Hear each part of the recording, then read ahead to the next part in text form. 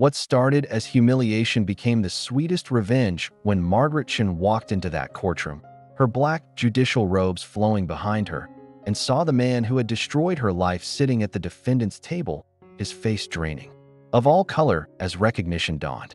5 years earlier, he had called her worthless, replaceable, a burden he was finally free of. Now, as she raised her gavel, she held his entire future in her hands. But this story begins much earlier in what seemed like the perfect American suburban marriage that would become anything but perfect. Margaret Chun had always believed in the power of quiet dedication. At 38, she was the kind of woman who remembered everyone's birthday, kept fresh flowers in the house even when money was tight, and supported her husband's dreams even when they came at the expense of her own. Her dark hair was always neatly pulled back, her clothes modest but well-coordinated, and her smile genuine despite the growing weariness in her brown eyes. She worked as a paralegal at Henderson & Associates, a small law firm downtown, earning just enough to help cover the mortgage on their modest 3-bedroom house in suburban Phoenix. Margaret's mother, Lin Chun, had immigrated from Taiwan in the 1970s and instilled in her daughter the values of loyalty, hard work, and putting family first. A good wife supports her husband through everything, Lin would say during their weekly phone calls. Margaret had taken this advice to heart, perhaps too much so.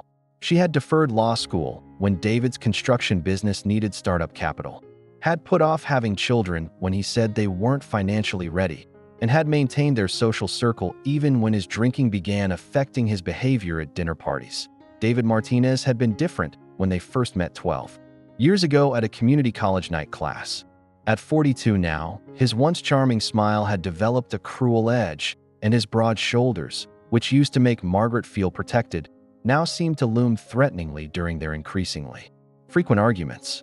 His construction business, Martinez Contracting, had grown successful over the years, giving him a confidence that had slowly morphed into arrogance.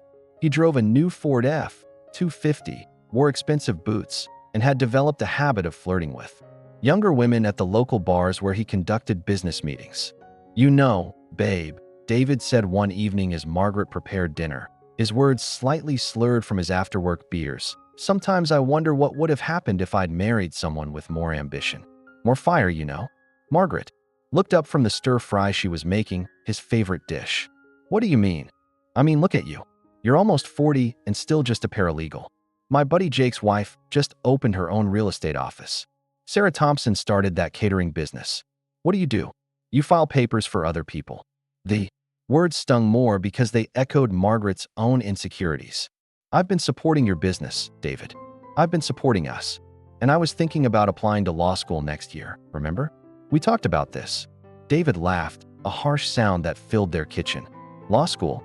Maggie, honey, you're a little old to be starting over, don't you think?" Enter Jessica Walsh, 26 years old, blonde, vivacious, and everything Margaret felt she wasn't. Jessica had started working as David's secretary 6 months earlier, fresh out of community college with a business administration degree and dreams bigger than Phoenix itself.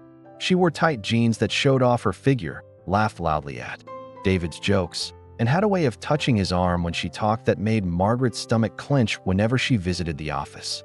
"She's just friendly," David would say when Margaret mentioned her discomfort. "Don't be so insecure." But Margaret knew better. She had seen the way David looked at Jessica during the company barbecue last month, the way his eyes lingered on her legs when she crossed them, the way he found excuses to lean over her desk. Margaret had been married long enough to recognize the signs. Rosa Martinez, David's sister, had noticed the changes too. During their monthly coffee meetings, Rosa would shake her head with disapproval. "My brother's being an idiot," she'd tell Margaret. "But men go through these phases. It'll pass. You just have to be patient." But patience was becoming harder to maintain. Margaret's best friend, Jennifer Liu, who worked at the law firm with her, had started making pointed comments about David's behavior. "Margaret, honey, you deserve better than this. You've been carrying that man for years, and now he's treating you like you're invisible." Jennifer was everything Margaret admired: confident, successful, and unafraid to speak her mind. At 35, she had already made partner at a larger firm downtown and never hesitated to call out unfairness when she saw it. "You know what you should do?" Apply to law school anyway. Don't wait for his permission. You're brilliant, and you know it. The breaking point came on a Tuesday evening in March. Margaret had prepared a special dinner to celebrate David landing a major commercial contract. She'd spent the afternoon cooking his favorite meal, had bought a bottle of expensive wine, and had even put on the red dress he used to love.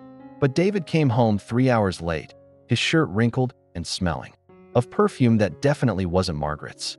"Where were you?" Margaret asked, trying to keep her voice steady. "Celebrating with the team. You know, people who actually contributed to landing this contract." The casual cruelty of the comment hit Margaret like a physical blow. "David, I've been supporting your business for 10 years. I helped you get the loan, I do your books, you do paperwork, Maggie. That's not the same as building something." David poured himself a glass of the wine she'd bought, not offering her any. "Jessica, now she's got vision," she suggested. "The marketing strategy that landed us this contract. Maybe if you had half her initiative." That night, as David snored beside her, Margaret stared at the ceiling and made a decision that would change everything.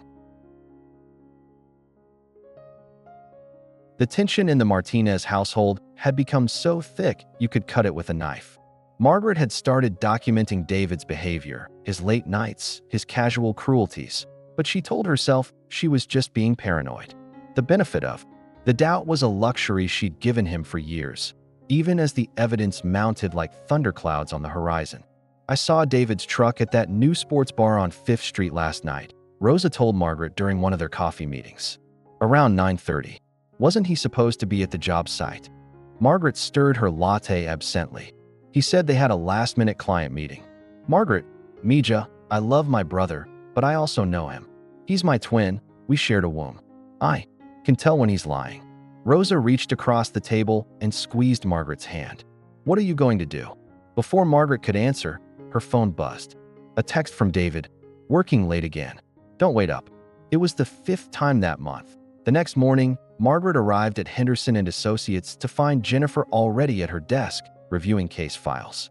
The small law firm specialized in family law, and Margaret had learned more about divorce proceedings than she'd ever wanted to know. "You look terrible," Jennifer said without looking up. "Are you sleeping at all? David's been distant lately. I think he might be having an affair." Jennifer finally looked up, her expression softening. "Oh, honey, I'm sorry, but honestly, I'm not surprised. The way he's been treating you lately. Have you thought about what you want to do?" Margaret sank into her chair. "I keep thinking maybe if I try harder, if I'm better somehow." "Stop." Jennifer's voice was firm. "Margaret, you are not responsible for fixing a man who doesn't want to be fixed. You've given him 12 years of your life. You've supported his dreams, his business, his ego. What has he given you in return?" The question hung in the air like smoke from a fire Margaret was finally ready to acknowledge. That evening, Margaret decided to surprise David at his office. She'd made his favorite dinner and thought maybe a romantic gesture would help them reconnect. The Martinez contracting office was in a converted warehouse on the industrial side of town, and David's truck was the only one in the parking lot when she arrived at 7:30. The front door was unlocked, which was unusual. Margaret made her way through the outer office, past Jessica's desk with its collection of scented candles and motivational quotes, toward David's private office in the back. She could hear voices, David's laugh, and a woman's giggle that definitely wasn't hers. Margaret's hand froze on the door handle. Through the frosted glass, she could see two silhouettes, close together, too close. David's deep voice murmured something she couldn't make out, followed by Jessica's distinctive laugh. "You're so much more exciting than her." Jessica's voice carried through the thin walls. "I can't believe you stayed married this long. She's so boring." David's response made Margaret's blood turn to ice. "Tell me about it." 12 years of the same routine, the same conversations, the same everything. "God, I feel like I've been sleepwalking through my own life." "Well, you're awake now," Jessica purred. "And I have some ideas about how to keep you that way." Margaret backed away from the door slowly, her heart hammering so loud she was sure they could hear it. She made it to her car before the tears came, sitting in the parking lot of her husband's business, holding containers of food she'd made with love. For a man who was describing her as the most boring thing in his life, the drive home was a blur. Margaret sat in their living room, surrounded by 12 years of shared memories, Vacation photos, wedding pictures, the ceramic vase David had bought her for their 5th anniversary, and felt like a stranger in her own life. When David came home at 11:30, his hair was mussed and his shirt was buttoned wrong. "How was your day?" Margaret asked from the couch, her voice eerily calm. "Oh, busy. Lots of paperwork. Had to stay late to catch up." David loosened his tie without looking at her. "I'm beat. Going to bed." "David, yeah. Do you still love me?" The question seemed to catch him off guard. He paused at the bottom of the stairs, his back still turned to her. "That's a weird thing to ask out of nowhere, is it?" David turned around then, and Margaret saw something in his face she'd never seen before. Not guilt, not remorse, but irritation. "Margaret, we've been married for 12 years. Of course I love you. Why would you even ask that?" But his eyes wouldn't meet hers, and Margaret knew with crystal clarity that their marriage was already over. David just hadn't worked up the courage to tell her yet. 3 weeks later, he did. The conversation started over breakfast on a Saturday morning. Margaret was reading case files from work. She'd been throwing herself into her job, staying late, volunteering for extra projects, anything to avoid the suffocating atmosphere at home. "We need to talk," David said, setting down his coffee mug with unnecessary force. Margaret looked up from the divorce petition she was reviewing for a client. The irony wasn't lost on her. "About what?" "About us. About this." David gestured vaguely. "Around their kitchen. This isn't working anymore, Maggie." "What isn't working?" David ran his hands through his hair, a gesture she used to find endearing. "We're like roommates. We don't talk. We don't connect. We're just going through the motions." Margaret set down her papers carefully. "You mean you're going through the motions? I've been trying to connect with you for months. You're the one who comes home late, who doesn't want to talk, who looks at me like I'm a piece of furniture. See, this is what I'm talking about. You're always so dramatic about everything." "Dramatic?" Margaret's voice rose despite her efforts to stay calm. "David, you've been having an affair with Jessica for months. Don't talk to me about being dramatic." The silence that followed was deafening. David's face went through a series of expressions: surprise, guilt, and finally, defensive. "Anger. How did you?" "It's not what you think." "It's not what I think." "Really? Then what is it?" David sat down heavily across from her. "Look, maybe I've gotten close to Jessica. Maybe we've crossed some lines. But that's because what we have here isn't enough anymore. It hasn't been enough for a long time." Margaret stared at her husband, this man she'd loved, supported, and sacrificed for, and felt something inside her break. Not her heart, which had been cracking for months, but something deeper. Her illusions, maybe. Her willingness to accept less than she deserved. "So this is my fault?" she asked quietly. "It's nobody's fault. We just grew apart. People change, Margaret. I've changed. I need more." "More of what?" "More excitement. More passion. More, I don't know, just more than this." David gestured around their kitchen again, and Margaret realized he was gesturing at her entire life. "Jessica makes me feel alive again." The words hung between them like a death sentence. The divorce proceedings began 3 weeks later, and David's transformation from neglectful husband to vindictive ex was swift and brutal. What Margaret had hoped might be an amicable separation quickly devolved into a bitter battle that would define the worst year of her life. "I'm keeping the house," David announced during their first mediation session. His lawyer, a sharp-dressed man named Bradley Morrison who specialized in protecting wealthy men's assets, sat beside him with a stack of papers. And the business, obviously. Margaret never contributed anything substantial to either. Margaret's court-appointed attorney, a tired-looking woman named Sandra Webb who handled too many cases with too little time, shuffled through her notes. Mrs. Martinez helped start the business. She provided startup capital and has done the books for 10 years. She did basic bookkeeping, Bradley Morrison interjected. "My client built that business through his own skill and labor." Mrs. Martinez was simply administrative support. The casual dismissal of 12 years of Margaret's work hit her like a physical blow. She had taken business loans in her name when David's credit was bad.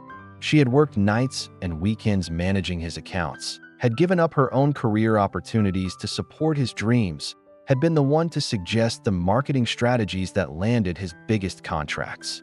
"That's not true," Margaret said, quietly. "I was a partner in everything." David laughed, a sound that had once meant happiness to Margaret, but now felt like knives. A partner? Maggie, you answered phones and filed papers. Let's not rewrite history here. As they left the mediator's office, Margaret overheard David on his phone with Jessica. Yeah, babe, it went great. Her lawyer's a joke, and she doesn't have any real claim to anything. We'll be free and clear in a few months. But David wasn't content with simply divorcing Margaret. He seemed determined to destroy her completely. The character assassination began subtly. David started telling their mutual friends that Margaret had been impossible to live with and increasingly unstable in recent years. He painted himself as the long-suffering husband who had finally reached his breaking point. She was always so jealous and suspicious. Margaret heard him telling their neighbor, Bill Thompson, over the fence one afternoon. I couldn't even talk to female clients without her accusing me of cheating. It got really unhealthy. Margaret was gardening in her backyard, hidden behind the shed, and had to press her hand to her mouth to keep from crying out in disbelief. David was rewriting their entire marriage, making himself the victim of her supposed paranoia. The campaign intensified at their social circle. At Tom Bradley's birthday party, a party Margaret had helped plan for 3 years running, she found herself increasingly isolated. Jessica was there, of course, hanging on David's arm and playing the role of the sweet, supportive girlfriend who had saved David from his miserable marriage. It's so sad. Margaret overheard Jessica telling a group of wives near the kitchen. David said she just gave up on everything. Stopped taking care of herself, stopped caring about his needs. Some women just let themselves go after a certain age, you know? Margaret looked down at herself. She was wearing a simple blue dress, had her hair neatly styled, and had spent an hour getting ready. But next to Jessica's tight jeans and low-cut top, she felt invisible, dowdy, exactly like the woman David was describing to anyone who would listen. Margaret, Linda Bradley approached with a sympathetic smile that didn't reach her eyes. How are you holding up, honey? David mentioned you've been having a really hard time with the divorce. The way Linda said it made it clear she thought Margaret was the problem, the difficult one, the woman who couldn't let go gracefully. I'm managing, Margaret replied, forcing a smile. Well, these things happen. Sometimes people just outgrow each other.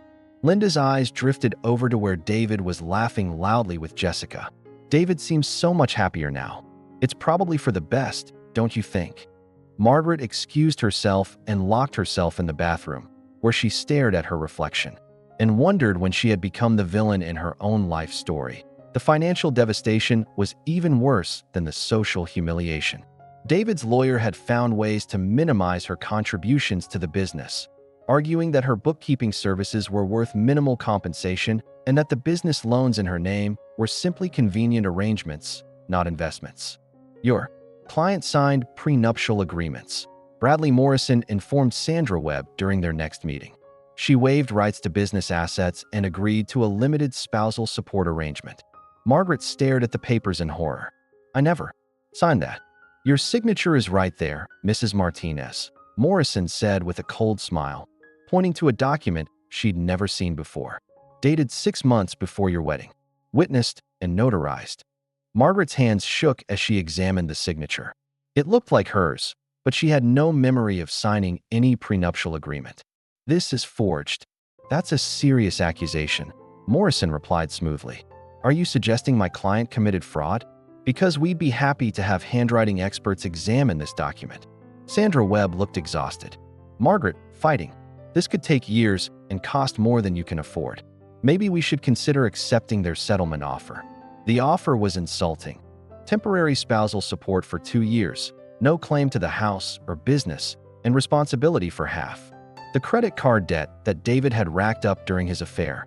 Margaret would walk away from her 12-year marriage with essentially nothing. This is insane, Jennifer said when Margaret showed her the papers. They're robbing you blind. But what can I do? I can't afford a better lawyer. David's making 6 figures now, and I'm a paralegal. The system is rigged against me. The final humiliation came during the last mediation session. Margaret had hoped that seeing her pain might spark some vestige of the man she'd once loved, some memory of their good years together.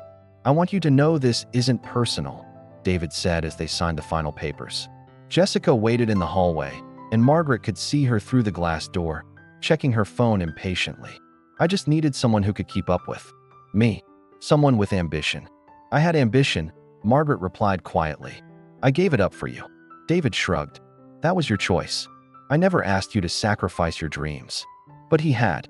Every time she'd mentioned law school, he'd found reasons why it wasn't practical. Every time she'd wanted to take risks or pursue opportunities, he'd made her feel selfish for not putting his needs first. You know what the difference is between you and Jessica? David continued, apparently oblivious to the pain he was causing. She believes in herself. She knows what she wants and goes after it. You just accepted whatever life gave you. Margaret looked across the table at this man who had shared her bed for 12 years, who had once promised to love her until death parted them, and realized he had never really known her at all. You're right, she said finally. I did accept whatever life gave me, but I'm done with that now. David smiled, mistaking her words for capitulation. Good. I'm glad you're being reasonable about this. But Margaret wasn't being reasonable. For the first time in years, she was being strategic. She walked out of that office building, carrying a box of personal items from the business she'd helped build. Margaret Chin Martinez made a decision that would change everything. She was done being the victim in her own story. It was time to become the author. The absolute lowest point came 6 months after the divorce was finalized, on a day that would forever be seared into Margaret's memory as the moment she truly understood what rock bottom felt like. Margaret had spent the afternoon apartment hunting. In a part of town she'd never imagined living in, small, dated units with thin walls and parking lots full of potholes. The spousal support payments were barely covering her basic expenses, and she'd been forced to take a second job waitressing at a chain restaurant to make ends meet. Her hands were cracked from washing dishes, her feet ached from standing for hours, and her professional wardrobe had been replaced with black polyester uniforms that smelled like fryer grease no matter how many times she washed them. She was walking back to her 15-year-old Honda Civic, mentally calculating whether she could afford the security deposit on the least depressing apartment she'd seen, when she heard familiar laughter echoing across the parking lot of the upscale steakhouse next door. David's voice boomed with the confidence of a man who'd never known real consequence. So I told the client, if you want quality work, you pay quality prices. That's the Martinez contracting way. Margaret looked up to see David and Jessica emerging from Romano's, the expensive restaurant where she and David had celebrated their 5th wedding anniversary.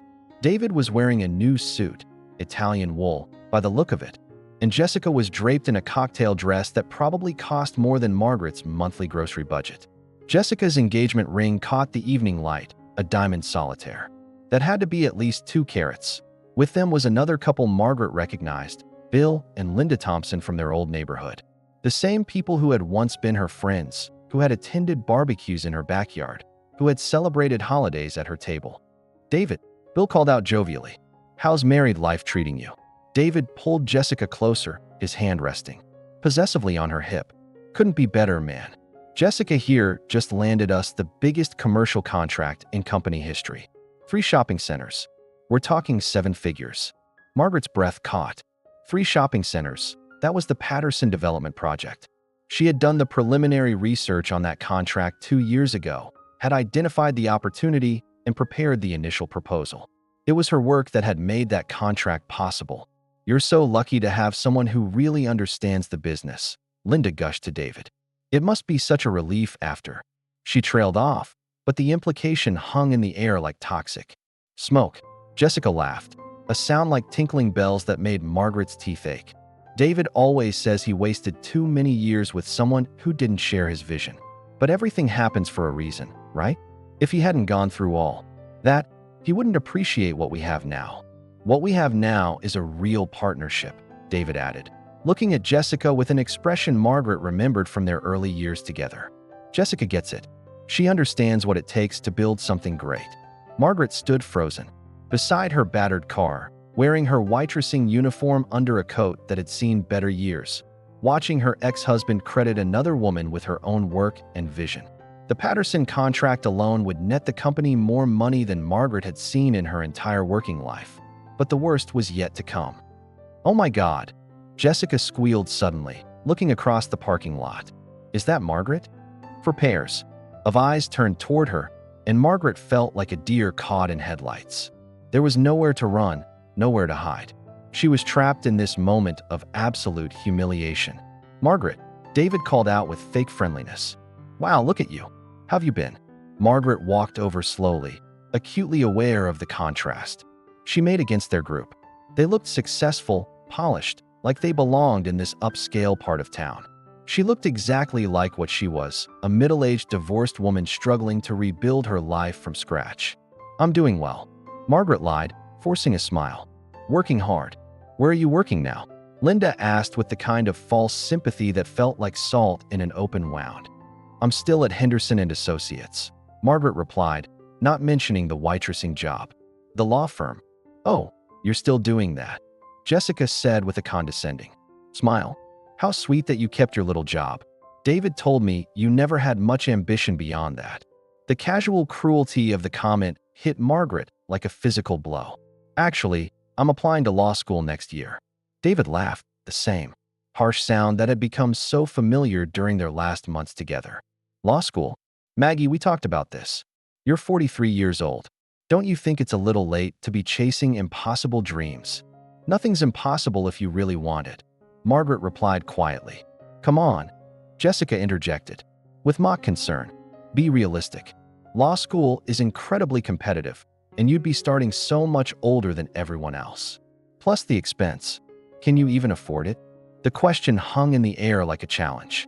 Margaret's financial situation was no secret. The divorce settlement had been public record, and their old social circle knew exactly how little she'd walked away with. "I'm figuring it out," Margaret said.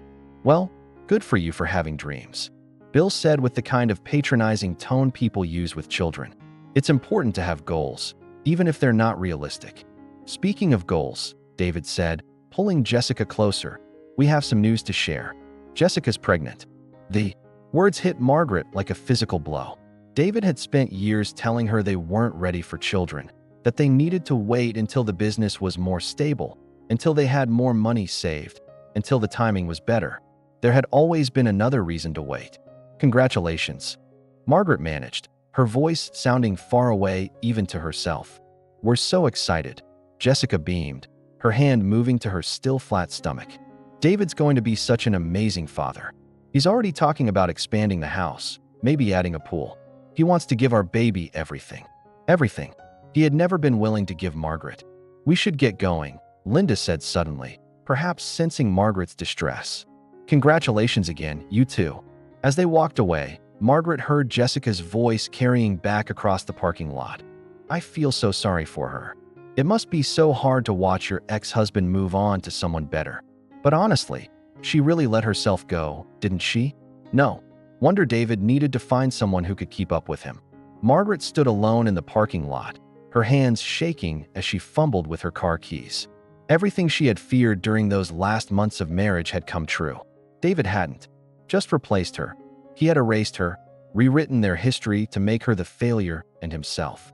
The victim who had finally found his true match. She sat in her car for 20 minutes before she could stop crying long enough to drive home. That night, in her studio apartment with its paper-thin walls and broken air conditioning, Margaret stared at her laptop screen. The law school application she'd been working on seemed impossible now. The dreams Jessica had mocked feeling as foolish and unrealistic as everyone said they were. But as she sat there, surrounded by the wreckage of her old life, something began to crystallize in Margaret's mind. David was right about one thing.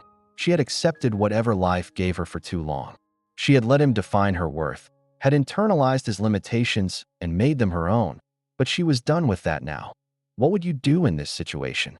Tell us in the comments below. Have you ever felt like giving up on a dream because someone else said it was impossible?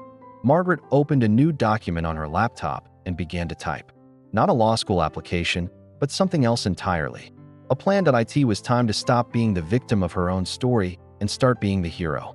But then something incredible happened that would change everything Margaret thought she knew about her situation and her own capabilities. It started with a phone call from an unexpected source. Margaret was working her shift at the restaurant, refilling coffee for the third time for a table of businessmen who'd been there for 2 hours, when her phone buzzed with a number she didn't recognize. "Margaret? This is Frank Patterson from Patterson Development Group." Margaret nearly dropped the coffee pot. "Patterson Development. the company behind the shopping center contract David had been bragging about. "Mr. Patterson, how did you get this number? I've been trying to reach you for weeks. I have some questions about a proposal that came across my desk. A proposal with your name on it, dated from 2 years ago. Very impressive work, by the way. The market analysis was particularly thorough." Margaret's heart began to race. "I'm sorry, I'm not sure what you mean." "The preliminary proposal for the Scottsdale Shopping Center project. Your research identified the opportunity and laid out the entire framework. But I just had a meeting with Martinez Contracting, and your ex-husband is taking full credit for the work. Said he developed the concept entirely on his own." The world seemed to tilt on its axis. Margaret gripped the phone tighter. "Mr. Patterson, I can't really discuss this right now. I'm at work. What time do you get off?" "This is important, Margaret. If what I suspect is true, we need to talk." They met at a coffee shop downtown, and Frank Patterson turned out to be a distinguished man in his 60s with silver hair and kind eyes behind wire-rimmed glasses.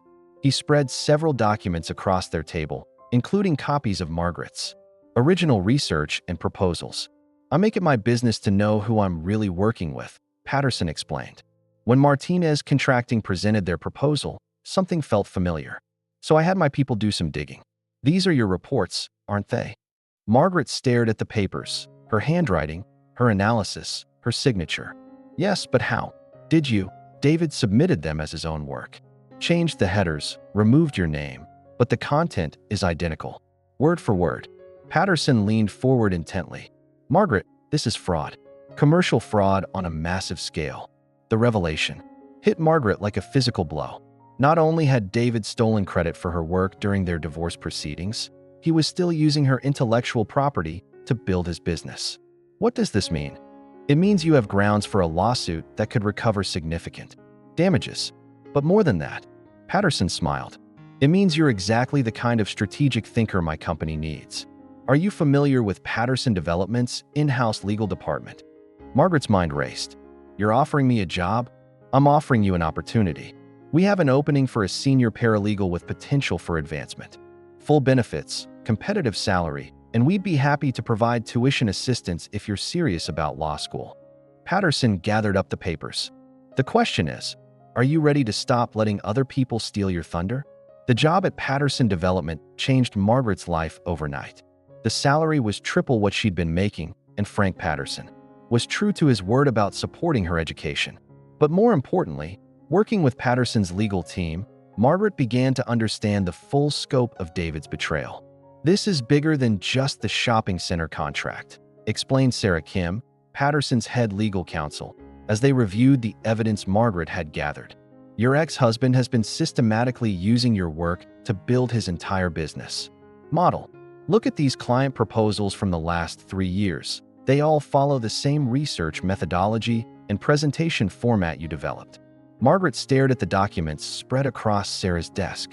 Her fingerprints were all over David's success, but she'd never received credit or compensation for her contributions. "Can we prove this?" "Oh, we can prove it. The question is, how far do you want to take this?" Sarah smiled grimly. "Because if we do this right, we can't just get you financial compensation. We can destroy his entire business." But Margaret's real transformation began when she started law school that fall. At 43, she was indeed older than most of her classmates, but Frank Patterson had been right about her strategic mind. The analytical skills she developed over years of supporting David's business made her a formidable law student. "You have something most of your classmates lack," Professor Elena Rodriguez told Margaret after her first semester grades came in, straight A's. "You understand how business and law intersect in the real world. You've lived the consequences of legal decisions, not just studied them." Margaret threw herself into her studies with the intensity of someone who had lost 12 years and was determined never to lose another day. She specialized in business law and contract litigation, driven by a deep understanding of how legal loopholes could be exploited to rob people of what they'd earned. But the most satisfying part of her transformation was watching David's world begin to crack. That IT started with small things. Other contractors began questioning the originality of Martinez Contracting's proposals. Clients started asking pointed questions about the research behind their recommendations. Industry publications that had featured David's innovative approaches began running corrections. noting that the methodologies had been developed by uncredited collaborators. "Have you heard what's happening with David?" Rosa asked during one of their resumed coffee meetings. David's sister had reached out after learning about Margaret's new job, full of apologies for not supporting her during the divorce. "What do you mean?" Margaret asked innocently. "His business is struggling. Some of his biggest clients are pulling out, saying they have concerns about his intellectual property practices." "And Jessica?" Rosa shook her head. "The pregnancy stress is really showing. She's not handling the pressure well." Margaret felt a flicker of satisfaction, but kept her expression neutral. "That's unfortunate. Margaret, I know my brother was awful to you. What he did was unforgivable. But is there any chance you might consider, I don't know, maybe talking to him? He's really struggling." "I'm sure he'll figure it out," Margaret replied calmly. "After all, he always said I should have more ambition. I'm just following his advice." The phone call came on a Tuesday evening, during Margaret's second year of law school. She was studying for her constitutional law exam. Sarah's first move was methodical. She reached out to her law school roommate, Detective Maria Rodriguez, who now worked in the financial crimes unit. Over coffee at a quiet diner, Sarah explained everything. Maria listened intently, her expression growing darker with each detail. "I can't officially investigate without cause," Maria said carefully. "But I can tell you that men who abandon families often have other secrets. Financial ones." She slid a business card across the table. "This is my friend Jenny at the IRS. She specializes in tax evasion cases." The preparation took months. Sarah discovered that David had been hiding assets in offshore accounts, claiming his consulting income was much lower than reality to reduce his alimony payments. Through Jenny's discreet inquiries, they found evidence of unreported income totaling over $200,000. But Sarah wanted more than financial justice. She wanted him to feel the same humiliation she had endured. Sarah began attending the same country club where David now took Amanda. She watched them from across the dining room, studying their routines. Every Friday night, they held court at table 12, surrounded by David's business associates and their wives. Amanda would laugh too loudly at his jokes, touching his arm possessively while the other women exchanged knowing glances. Sarah learned that David had been telling everyone his ex-wife was unstable and had refused to work during their marriage. The most challenging part was maintaining her composure during surveillance. One evening, she overheard David telling a story about how Sarah had let herself go and become boring and demanding. The way he mimicked her voice, making her sound shrill and desperate, sent rage coursing through her veins. But Sarah had learned patience in law school, and she channeled that fury into meticulous planning. Sarah recruited her law clerk, James, a brilliant young man who had been passed over for promotion at several firms due to his unconventional background. "I need someone who understands what it's like to be underestimated," she told him. James had grown up in foster care and worked his way through law school. His motivation was simple. He despised men who abandoned their families, having been abandoned himself. The technical preparation was extensive. James helped Sarah gather documentation of David's lifestyle compared to his claimed income. They photographed his new luxury car, his expensive watches, receipts left in trash bins at the country club. Every piece of evidence was cataloged and cross-referenced. Sarah learned that David had purchased a $30,000 engagement ring for Amanda while claiming he could barely afford his current alimony payments. Sarah also reached out to Dr. Patricia Williams, the family therapist she and David had seen during their marriage counseling sessions. Dr. Williams couldn't breach confidentiality, but she could confirm that David had admitted during sessions to having an affair and wanting to start fresh with someone younger. This information would be crucial in court, as David had denied adultery in the divorce proceedings. The psychological preparation was perhaps the most difficult aspect. Sarah had to confront her own feelings of inadequacy and self-doubt. She began seeing Dr. Williams individually, working through the trauma of abandonment and betrayal. "Remember," Dr. Williams told her, "this isn't about revenge. This is about justice and ensuring he faces consequences for his actions." Sarah practiced her arguments in the mirror, preparing for the moment when David would realize who was presiding over his case. The morning of David's contempt hearing arrived with unseasonable clarity. Sarah had specifically scheduled it for 9 a.m. on a Friday, knowing David would be expecting to wrap up quickly and head to the country club for lunch with Amanda. As she donned her judicial robes, Sarah felt a calm she hadn't experienced in years. Every detail had been planned, every outcome anticipated. David strutted into the courtroom in his expensive Italian suit, Amanda clinging to his arm in a designer dress. That probably cost more than most people's monthly salary. His lawyer, Robert Chun, was a competent attorney who specialized in helping wealthy men minimize their obligations. They took their seats in the first row, David checking his Rolex impatiently and whispering something that made Amanda giggle. "All rise for the Honorable Judge Sarah Mitchell," the bailiff announced. The moment David heard the name, his face went white. Sarah watched as he turned around, his eyes widening in shock as she entered the courtroom. Amanda looked confused, whispering, urgently, "David, what's wrong?" But David couldn't speak. He simply stared as his ex-wife took her position behind the bench. "Please be seated," Sarah said calmly, her voice carrying the authority she had earned through years of study and practice. "We are here today to address the petition for contempt filed by Sarah Mitchell against David Mitchell for failure to comply with court-ordered alimony payments and for concealment of assets." David's lawyer immediately stood up, his face flushed. "Your Honor, I must object to you presiding over this case due to obvious conflict of interest." Sarah had anticipated this objection and was prepared. "Mr. Chun, I have consulted with the Judicial Ethics Committee regarding this matter. Since I am the injured party bringing the contempt motion, and since Mr. Mitchell's attempts to have the case transferred to another jurisdiction have been exhausted, I am legally entitled to preside. Your client waived his right to object when he failed to disclose assets during our divorce proceedings. This is now a matter of judicial enforcement, not marital dissolution." The courtroom was packed with legal observers, court reporters, and several people Sarah recognized from the country club. Word had somehow leaked about the unusual circumstances of the case. David tried to whisper something to his lawyer, but Robert Chun was frantically flipping through legal precedents, realizing he was outmaneuvered.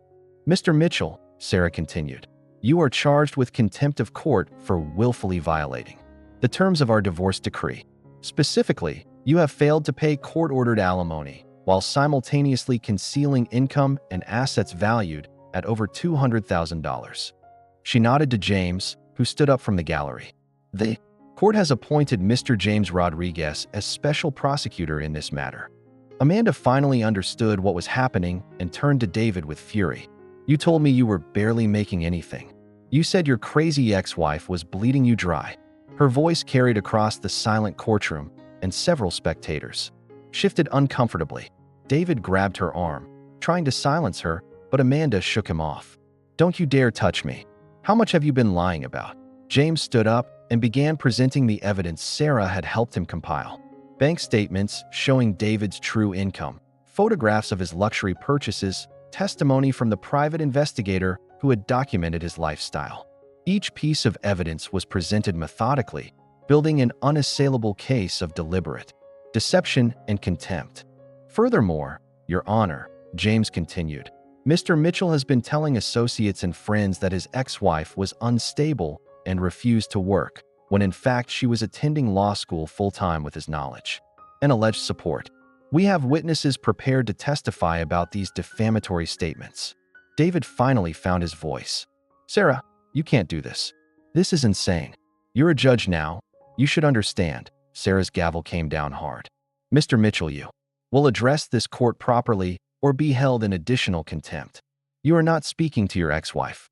You are addressing a judge who is enforcing the law you chose to violate." The prosecution continued for 2 hours, each revelation more damaging than the last. Sarah watched David's composure crumble as the full extent of his deception was laid bare. Amanda stormed out of the courtroom after learning about the hidden offshore accounts, shouting, "I can't believe I wasted 3 years on a lying cheapskate." Detective Maria Rodriguez took the stand to testify about the financial investigation. "Your Honor, Mr. Mitchell's pattern of asset concealment suggests deliberate and ongoing fraud. He has systematically underreported income while maintaining a lifestyle inconsistent with his claimed financial status." The testimony was devastating, each word carefully chosen to maximize legal impact. Sarah's former neighbor, Mrs. Henderson, testified about David's behavior during the marriage. He told me Sarah was lazy and demanding, but I watched her study every night until 2 a.m. while taking care of their home. He came home drunk from business dinners and screamed at her for not having dinner ready. Her testimony painted a picture of emotional abuse that complemented the financial fraud as the evidence mounted. David's lawyer made increasingly desperate motions for mistrial, all of which Sarah calmly denied with detailed legal reasoning. The courtroom spectators included several members of the state bar, ensuring that every decision would be scrutinized and validated.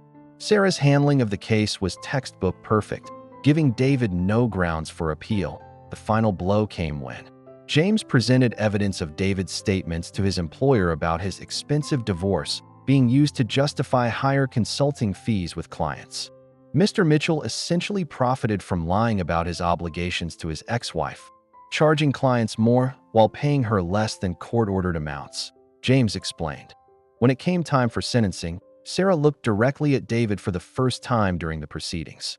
Mr. Mitchell, you have been found in contempt of court on multiple counts. You systematically violated court orders, concealed assets, committed perjury, and defamed the character of your ex-wife to justify your actions. The court sentences you to 6 months in county jail, to be suspended upon immediate payment of all back alimony plus penalties and interest, totaling $347,000. The courtroom erupted in murmurs as David slumped in his chair. But Sarah wasn't finished. Additionally, you are ordered to pay court costs, attorney fees for the prosecution, and damages for defamation in the amount of $75,000. Your passport is hereby surrendered to prevent flight risk, and your assets are frozen pending compliance with this order. David's final humiliation came when the bailiff approached to take him into custody. Your Honor, he pleaded, his voice breaking, I don't have that much liquid cash available. I need time to liquidate assets. Sarah's response was swift and final. Mr. Mitchell, you had 5 years to comply with your legal obligations. The time for negotiation has passed. Bailiff, please escort Mr. Mitchell to holding until he can arrange payment. As David was led away in handcuffs, the courtroom slowly emptied. Several attorneys approached Sarah to congratulate her on the thoroughness and professionalism of her handling of the case. The legal community was buzzing about the unprecedented situation and how expertly it had been managed within the bounds of judicial ethics. The aftermath of David's contempt hearing rippled through their former social circles like a stone thrown into still water. Within hours, news of his arrest and the revelations about his financial deception had spread throughout the country club and his professional network. Amanda's dramatic exit from the courtroom became legendary, with multiple witnesses recounting her final words about wasting 3 years on a lying cheapskate. Sarah learned later that David had to sell his luxury car, his expensive watch collection, and even Amanda's engagement ring to raise the money for his court-ordered payments. Amanda, discovering the full extent of his lies and facing social embarrassment at the country club, ended their relationship via text message while he was still in holding. The message, according to mutual acquaintances, simply read, "Don't ever contact me again. You're pathetic." The professional consequences for David were swift and severe. His consulting clients, many of whom had been overcharged based on his false claims about expensive divorce obligations, began dropping his services. Word spread that he had been dishonest about his personal finances, leading clients to question his professional integrity. Within 6 months, his consulting business had lost over 60% of its revenue. Meanwhile, Sarah's reputation in the legal community soared to new heights. Law journals requested interviews about her handling of the complex ethical situation. The State Bar Association invited her to speak at conferences about judicial impartiality and proper handling of conflicts of interest. Her careful navigation of the legal and ethical challenges became a case study taught in law schools across the state. More importantly, Sarah found personal closure she hadn't expected. The years of feeling inadequate and discarded by someone she had loved and supported melted away as she realized her own worth. Dr. Williams helped her process the experience during their sessions. You didn't just win a legal case, the therapist observed. You reclaimed your power and proved to yourself that his opinion of you was never accurate. Sarah's daughter Emma, now in college, called her mother after hearing about the case through social media. "Mom, I'm so proud of you," Emma said through tears. I always knew Dad was wrong about you, but now the whole world knows it too." The conversation led to Emma spending that summer with Sarah, rebuilding their relationship that David's manipulation had damaged. The ripple effects continued for months. Several women who had been in similar situations reached out to Sarah, inspired by her story. She began volunteer work with a legal aid organization, helping women navigate divorce proceedings and identify hidden assets. Her experience with financial investigation techniques proved invaluable in helping other abandoned spouses discover concealed wealth that David's attempts to appeal the contempt ruling were unsuccessful.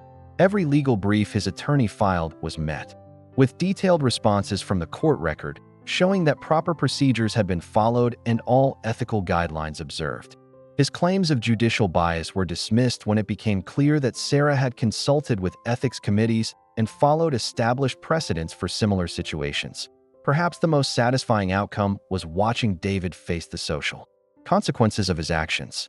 The country club where he had once held court with Amanda quietly declined to renew his membership after multiple members expressed discomfort with his presence.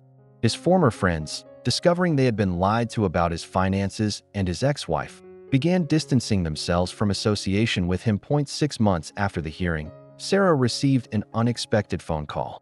It was Amanda, nervous and apologetic. "Judge Mitchell, I know I have no right to call you, but I wanted to apologize for my behavior and to thank you." She explained that discovering David's lies had prompted her to examine other relationships in her life, leading her to seek therapy and make better choices. "Watching you handle that courtroom with such dignity while he fell apart showed me what real strength looks like." The final validation came a year later when Sarah was appointed to the state Supreme Court, a promotion that recognized her legal expertise and judicial temperament. David's former colleagues, many of whom had witnessed his character assassination of Sarah during their marriage, publicly congratulated her appointment, with several admitting they should have questioned his version of events years earlier. Sarah reflected on the journey from abandoned wife to respected judge. She realized the most important lesson wasn't about revenge or even justice. It was about the power of perseverance and self-belief. David had tried to diminish her, to make her believe she was worthless without him. Instead, his abandonment had forced her to discover strengths she never knew she possessed. The story became a favorite among Sarah's law clerks and colleagues, not because of the dramatic courtroom confrontation, but because it illustrated how the law, when properly applied, can provide genuine justice. Sarah never had to see David again after that day in court, but she often heard through mutual acquaintances that he had never recovered his previous lifestyle or social standing. In quiet moments, Sarah sometimes wondered if David ever understood the irony of his situation. By trying to trade her for a younger woman and escape his responsibilities, he had inadvertently created the very person who would hold him accountable. His abandonment had forced her to become independent. His lies had taught her to investigate thoroughly, and his betrayal had given her the motivation to excel in law. Sometimes karma takes time, but it never misses its target. David Mitchell learned this lesson too late, sitting alone in his modest apartment, paying court-ordered alimony to a woman who had become far more successful than he ever imagined possible. And every month when he wrote that check, he was reminded of the simple truth that actions have consequences, and the people we hurt today might be the ones in position to judge us tomorrow. If you love stories where justice wins, smash that subscribe button. Binge watch more revenge stories in our Sweet Justice playlist. Share this with someone who believes in karma. Don't miss our next story. It's even more shocking than this one.